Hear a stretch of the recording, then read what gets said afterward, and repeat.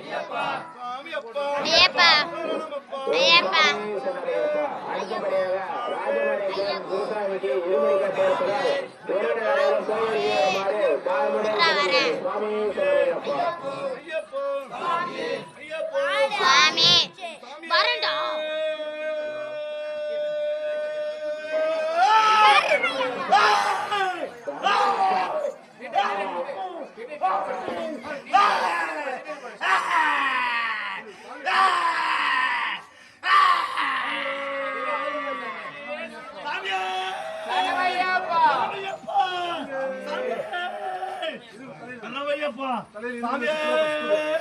சரணமையப்பா சாமி